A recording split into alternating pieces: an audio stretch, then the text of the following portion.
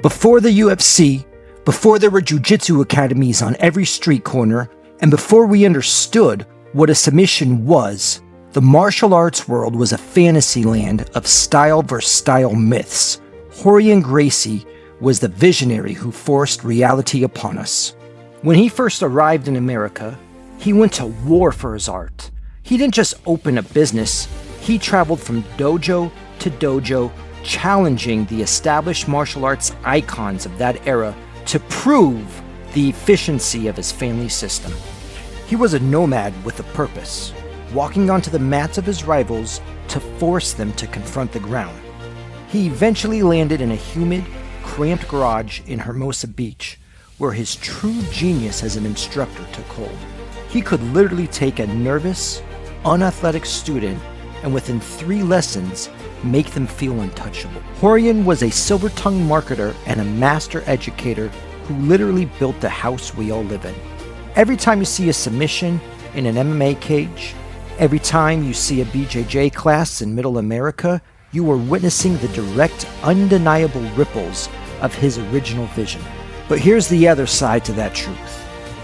Rorion built the house, and then he tried to lock the doors and keep the keys for himself. He developed an obsession with control. For Rorion, the mystique of Gracie Jiu-Jitsu relied on exclusivity. An unwritten rule was established in those early Torrance days. Americans do not get a black belt, period. The man who suffered most from this was Richard Bresler. Richard wasn't just a student, he was Rorion's first American student. He was a loyal follower, he was a family friend, and the financial backer who helped keep the lights on when Rorion had nothing.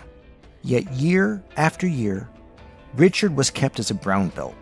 He should have been the first of the Dirty Dozen, but Rorion could not bring himself to admit that an American had mastered the art. It would have meant breaking his monopoly. It wasn't until Richard finally walked away in 1996 that he was promoted to black belt by Fabio Santos. For decades, Richard's name was quietly swept under the rug, kept off all official lists of the early black belts in America. I want to be transparent. I'm trying to be as unbiased with these videos as possible, but I'd rather say it up front before someone else does. Richard was the gentleman that first introduced me personally to jiu-jitsu. My very first jiu-jitsu class was with Richard Bresler. Going back to Rorion, the hunger for control wasn't just directed at his students, it was directed at his own blood.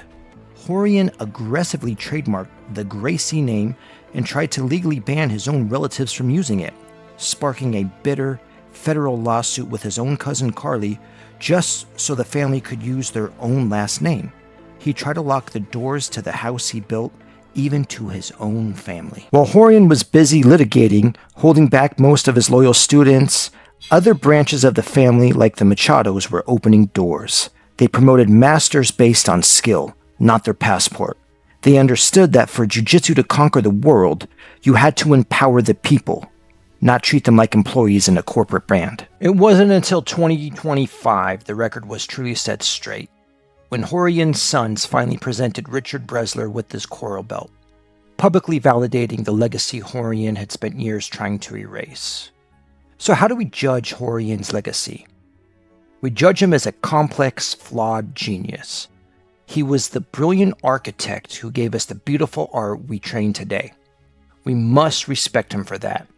But we also have to remember the pioneers who had to break through his glass ceiling just to keep the art moving forward. Rorion built the stadium, but it was the students he tried to hold back who actually went out and played the game. So tell me, what do you think of Rorion's legacy?